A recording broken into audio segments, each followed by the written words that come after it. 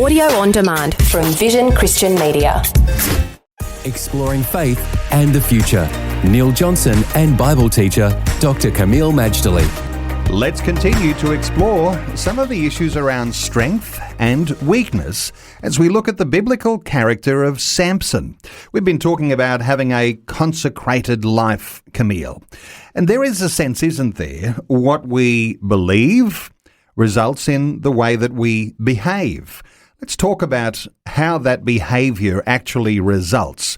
What does strength look like based on the things that we do to consecrate our lives to God? Well, what does strength look like? Of course, Sampson is an example of that, where he did feats of physical strength that were legendary. But it's not just that. Strength is found through things like stamina, strong will, in the good sense of that word, being able to do things that normally would not be possible, but are possible. So, for example, people think I'm full of stamina because I do an Understanding the Times tour and I'll have 50 to 60 meetings within a reasonably short amount of time, and they feel breathless just even hearing the schedule. But to me, there's nothing that extraordinary about it when you consider a lifestyle that is given over to God. I mean, that's how all of us should be. We can run through a troop, we can leap over a wall, because it's Christ who gives us strength. So I would say, in summary, what does strength look like? It's going beyond our own ability, interfacing with God's power, and then doing all kinds of things. Some of them fairly normal, but still extraordinary because it's bringing glory to God, and the results are eternal. How much of what we think is involved here? Because obviously, when we think, that results in a type of behaviour.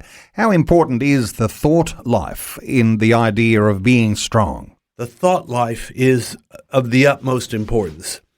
So much of what we are action-wise starts off in the mind. And in a corrupt, fallen world, with our corrupt human nature, our thought life can be pretty sordid. And that will lead to some very unsavory actions and consequences. Therefore, it is important to train and discipline the mind to think thoughts that are pleasing to God. For example, in Philippians 4 and verse 8, it tells us whatsoever things are true, honest, just, pure, lovely, and of a good report, think on those things. Well, these are words from God. Think on those things, true, honorable, and so on. But to do that, you need the grace of God, because minds are prone to wander. And in a highly sensuously charged, image-driven world like we have today, the temptation to think the wrong thoughts, which could eventually, if harped upon long enough, lead to the wrong actions, becomes greater and greater. Therefore, Philippians is giving us a great exhortation of what we should be thinking about. And frankly, when we think about these things, God promises to be with us, to deposit His peace in our heart and mind. And of course, by being with us, He not only takes away all fears, but He will answer all prayers according to His glory.